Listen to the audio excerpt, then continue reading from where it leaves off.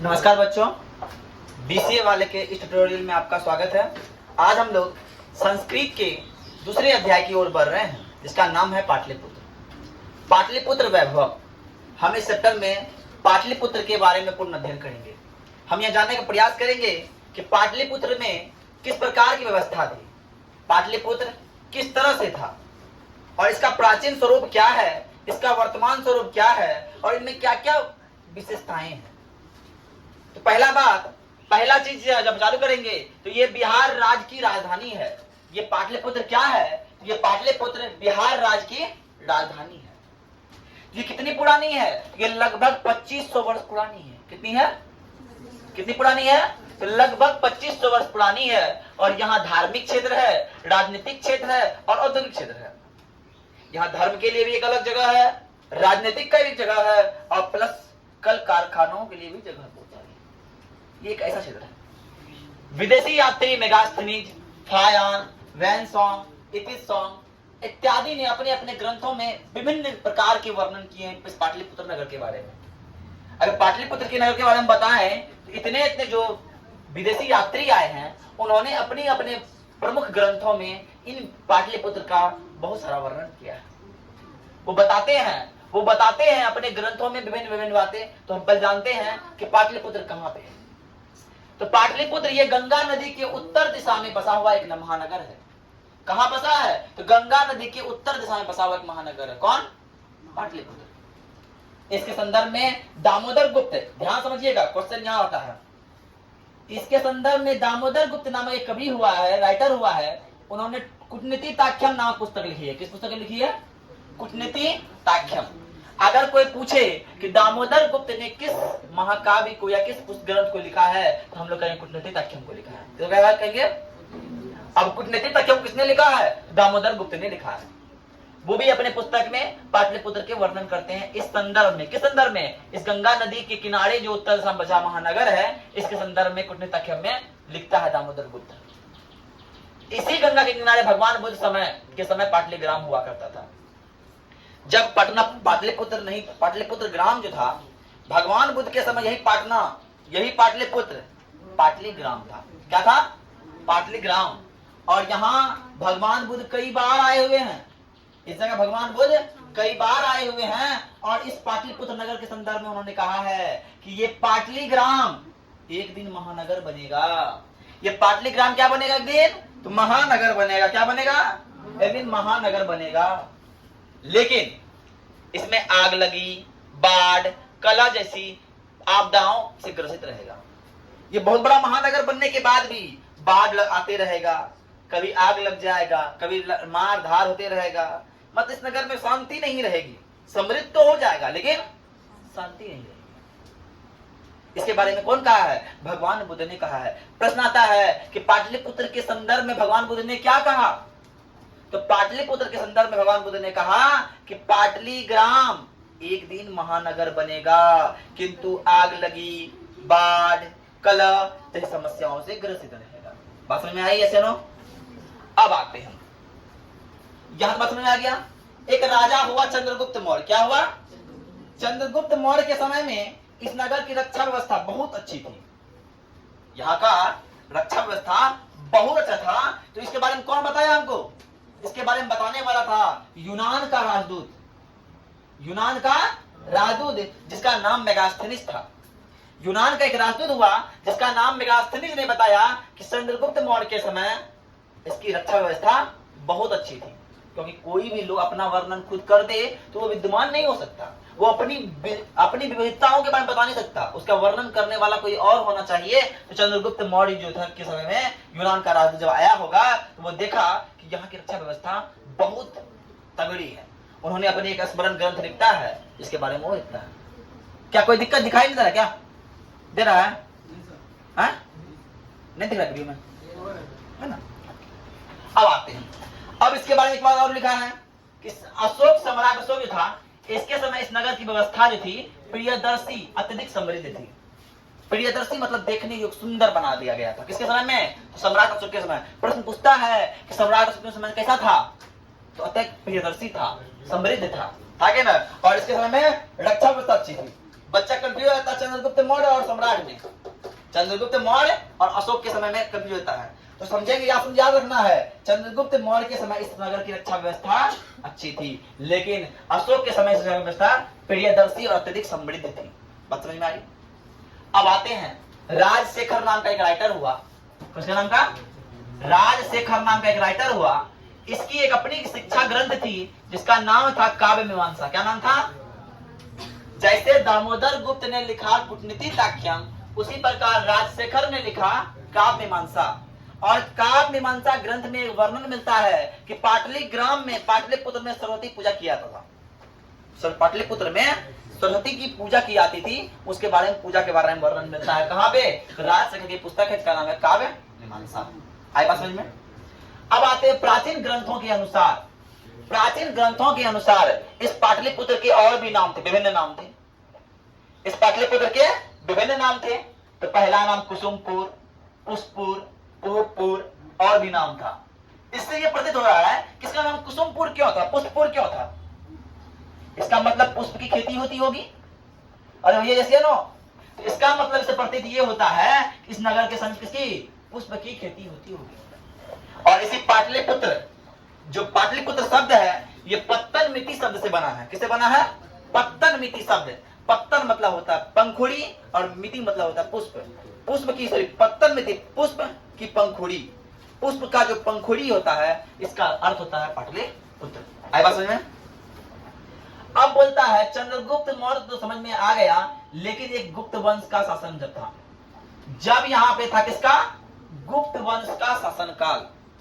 तो इस समय एक त्योहार मनाया जाता था। कब? शरद ऋतु में, ठंडा के समय में, जाड़े के समय में एक फेस्टिवल मनाया जाता था। जैसे आजकल हम दुर्गा पूजा बनाते हैं ना, तो तभी मनाता था कुमोदी महोत्सव। क्या मनाता था? कुमोदी महोत्सव जो है गुप्त वंश के शासन काल में शरद ऋतु में बहुत धूमधाम से मनाया जाता है। जैसे आजकल हम दुर्गा पूजा मनाते हैं, उस तरह से। आई बात समझ में? तो कोई पूछे कि कुमोदी महोत्सव किसके शासन काल में मनाया जाता था, तो हम बोलेंगे सर गुप्त वंश के शासन काल में। किसके शासन काल में? तो सर कब मनाया जाता था? तो शरद ऋतु में मनाया था। कब मनाया था? बोले से नो। अब बोल रहा है लेकिन जब हुआ क्या, प्राचीन काल तो समाप्त हुआ, उसके आता है मध्यकाल। मध्यकाल में इसकी स्थिति अच्छी नहीं रही। मध्यकाल में पटना की स्थिति अच्छी नहीं थी। वो ना तो समृद्ध था, ना सुंदर था, कुछ भी नहीं था।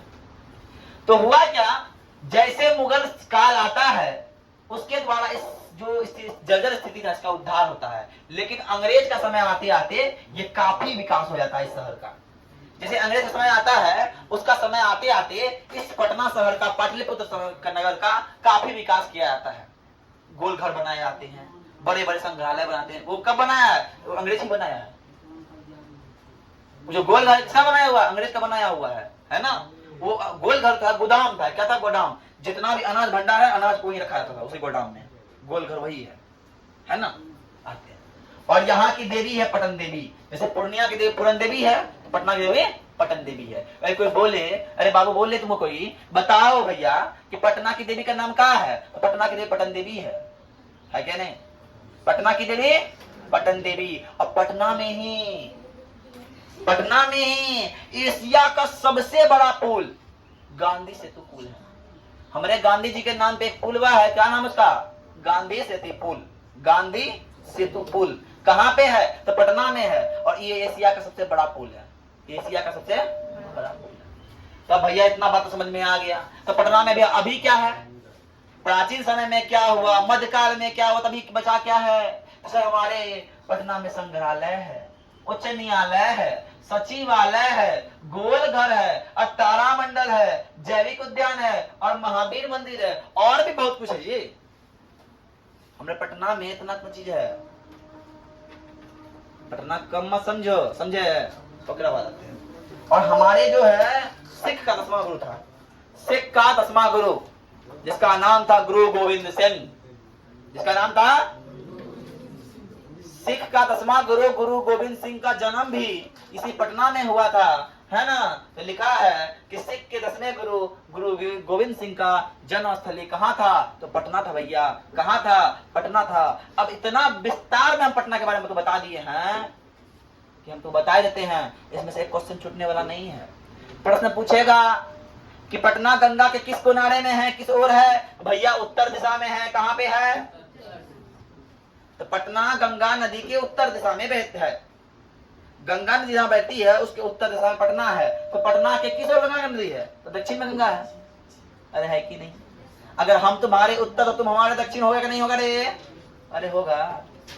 तो ये कंफ्यूजन आता है कि बताइए पटना नगर पाटलिपुत्र नगर की किस ओर गंगा नदी बहती है? उत्तर दिशा, दक्षिण दिशा, पूर्व दिशा, पश्चिम दिशा? तो बोलेंगे दक्षिण दिशा में बहती है। पाटलिपुत्र के दक्षिण दिशा में गंगा नदी बहती है, लेकिन गंगा नदी के उत्तर दिशा में पाटलिपुत्र है। आई बात समझ में? गंगा नदी के उत्तर दिशा में बसा एक महानगर है जिसका नाम है पाटलिपुत्र। तो अगर वो उत्तर में है गंगा नदी, अरे बोलो है ये क्या? अब कोई बोले कि दामोदर गुप्त ने क्या लिखा, तो सर दामोदर गुप्त ने एक किताब लिखा है, एक ग्रंथ लिखा है जिसका नाम है कूटनीति ताक्ष्यम। क्या नाम है? क्या नाम है?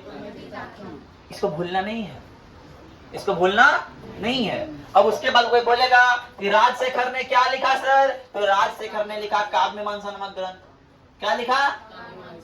अब बताएगा किसने बताया, किसने बताया कि चंद्रगुप्त मौर्य के समय यहाँ की नगर व्यवस्था बहुत अच्छी थी? तो मेगास्थनीज ने बताया। किसने बताया? मेगास्थनीज ने बताया। वो कहाँ का था? तो यूनान का था। अब क्वेश्चन आता है, यूनान के राजदूत थे मेगास्थनीज, वेनसॉन्ग, इतिसॉन्ग इत्यादि और देता है ना? तो हम मानेंगे किसमें? मेगास्थनीज। या फिर मानेगा मेगास्थनीज कहाँ का था? उसमें ढेरी ऑप्शन रहेगा, तो बोलेंगे भैया यूनान का था। कहाँ का था? बात समझ में आई? ऐसे नो? अरे कोई दिक्कत? अब आते हैं, तो पसीना पसीना हो गया, हमको वीडियो रिकॉर्ड करने के लिए पंखा बंद करना पड़ता है, आवाज नहीं आ जाए, ठीक है ना? उसके बाद आते हैं। अब कोई बोल दे इतना समझ में आया, दोबारा बोलते हैं भगवान बुद्ध के समय, भगवान बुद्ध की बात करते हैं। भगवान बुद्ध के समय इस जगह का नाम क्या था? पाटलीग्राम था। क्या था? और बोला भगवान बुद्ध, भगवान बुद्ध बोला जानते हो हम ये नगर आते हैं हमको बड़ा दिल खुश होता है, तो हम बता देते हैं ये गांव जो है पाटलीग्राम गांव, ये गांव नहीं रहेगा, एक दिन भविष्य में महानगर बन जाएगा। एक दिन भविष्य में महानगर बन जाएगा, और जब ये महानगर बन जाएगा तो इसका बहुत नाम होगा, लेकिन नाम के साथ कुछ बदनामी भी होगी, कुछ खामी भी होगी। तो क्या खामी होगी? इस नगर में झगड़ा होते रहेगा, झगड़ा लगना होते रहेगा, बाढ़ आएगी, आग लगी घटना होती रहेगी। तो बात समझ में आया? आगे समझ में? भूलना नहीं, संस्कृत को बोलता है कि लोग बाहरी है, हम सब बताते हैं संस्कृत मात्र 23 दिन का क्लास है, 23 दिन संस्कृत खत्म। आज 2 दिन में चैप्टर 2 खत्म, 23 दिन पढ़ाएंगे संस्कृत खत्म किताब, और 23 दिन पढ़ाएंगे ग्रामर खत्म। लोग भलो भारी बना करता संस्कृत को, सबसे ये हिंदी पढ़ा रहे हैं, संस्कृत पढ़ा रहे हैं, कहीं पढ़ा संस्कृत अभी तक? संस्कृत क्या हिंदी है, बस पढ़ लो अच्छा से, समझ लो तो बस हो गया।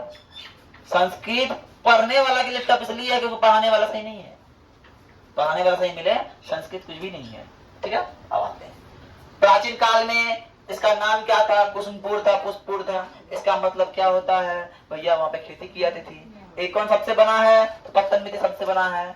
कौन सबसे बना है? पत्तन मिति सबसे बना है। पाटलिपुत्र कौन सबसे आया है? पत्तन मिति सबसे आया पाटलिपुत्र का नाम। अरे बोलो यस या नो?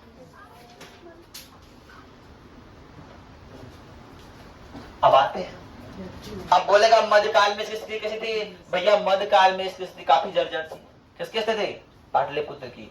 बाबर जब मुगल सम्राट आता है थोड़ा बहुत उसके और प्रकाश डालता है, लेकिन अंग्रेज जब आता है इसका काफी विकास करता है कि नहीं? उसके बाद बताया बाबू यहाँ की देवी पटन देवी है, याद रखना, कोई भूलना मत। तो आज के लिए हम लोग इतना ही, पाटलिपुत्र को कोई भूलना नहीं है। तो कोई बोले पाटलिपुत्र के बारे में 5 लाइन लिखिए, तो नहीं लिख पाओगे।